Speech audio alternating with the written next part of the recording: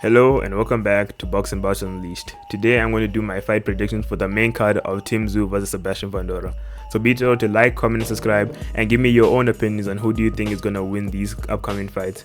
So anyways, let's get started with the main card fight, the opener, Sergey Bohachuk vs Brian Mendoza for the vacant WBC interim super welterweight title. Sergey Bohachuk has 23 wins, 23 knockouts, and 1 loss. He makes use of an aggressive style of boxing where he corners his opponents and breaks them down with straight and tight shots. He likes using his right hand to get these knockouts, either by setting up with a jab or throwing powerful, precise combinations that leave opponents dropping their guard to get caught with the right hand on top.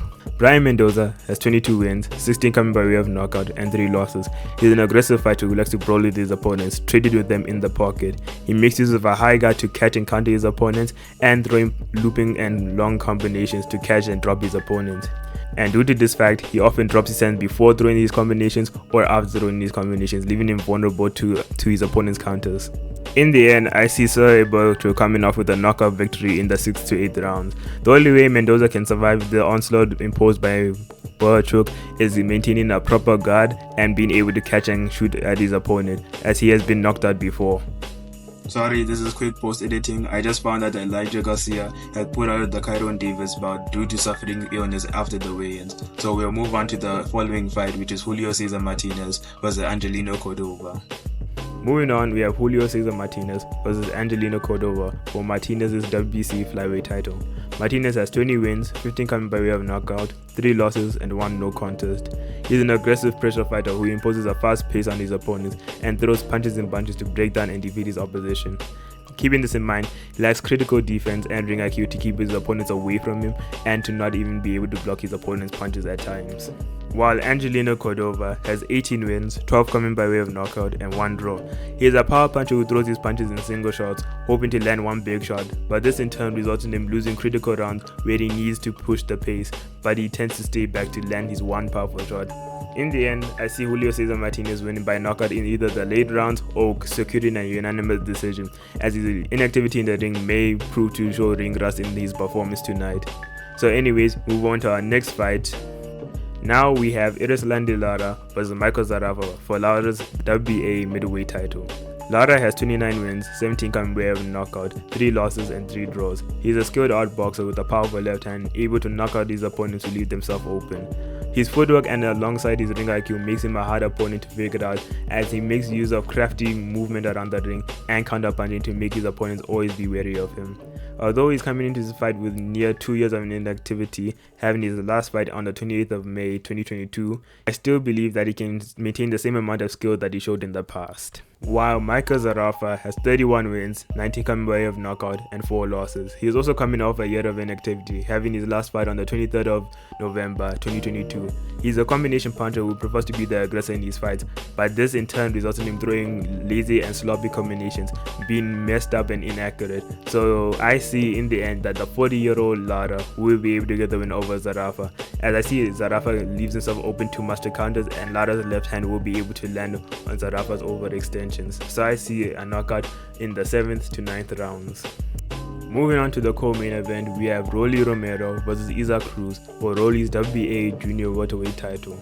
Rolly Romero has 15 wins, 13 knockouts, and 1 loss. He is a boxer puncher who likes to throw wide and looping combinations or stick on the outside and move, but he often finds himself left open due to keeping his chin up high when he's in a bladed stance or being open when throwing these combinations. So I see that he has some defense to work on, and it could be a bit chinny as well, as he seems to get rocked by almost every puncher who catches him cleanly.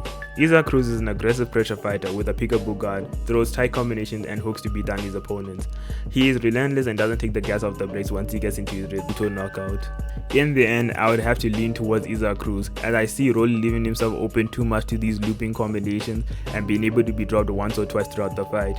So I would go with Isaac Cruz by unanimous decision or a questionably close decision, because we never know how the judges would score the fight, or do they just deduct points due to Isaac Cruz's tendency to sometimes go to headbutt his opponents when they clinch him for too long.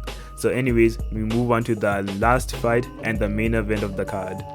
Tim Tszyu versus Sebastian Fundora for Tim Tszyu's WBO Super Welterweight title and the vacant WBC Super Welterweight title. Tim Tszyu has 24 wins, 17 come by way of knockouts. He is a pressure fighter that incorporates a high guard to block and bounce his opponent's shots. He likes using body punching and hooks to the head to break down and knock out his opponent. He's a very active fighter, having defeated Tony Harrison, Carlos Ocampo, and Brian Mendoza in 2023, while Sebastian Fundora has been completely inactive in 2023, and his last fight being a knockout to Brian Mendoza. But he still has a great record with 20 wins, 13 come by way of knockout, and 1 loss. He's a tall and lengthy fighter that fights on the inside and imposes a lot of pressure on his opponents. He likes using hooks and uppercuts to catch his opponents, tightening their guard, trying to block his punches. But even with all this being said and the late switch up having him be replacing Keith Thurman, I still see Tim Tszyu being able to overcome the odds and defeat Sebastian Fundora.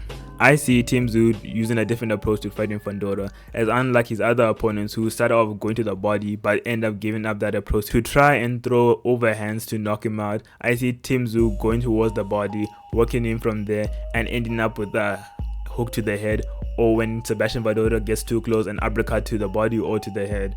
I see Tim Tszyu taking a tactical approach to this bout, even with this late replacement stuff. So in the end, I'll go with Tim Tszyu by late stoppage or a unanimous decision win, so he can become a unified super welterweight champion and potentially a pound for pound star. Thank you for watching my prediction video, and thank you all so much for getting me to over 1,000 subscribers. This has been a dream of mine and you've helped me fulfill it, and I'm busy thinking of a 1,000 subscriber special. Maybe I remake one of my more popular videos and my older videos or something like that, but be sure to give me suggestions in the comment if you are able to. But anyways, it's been your boy TJ, and I'll see you later, fight fans.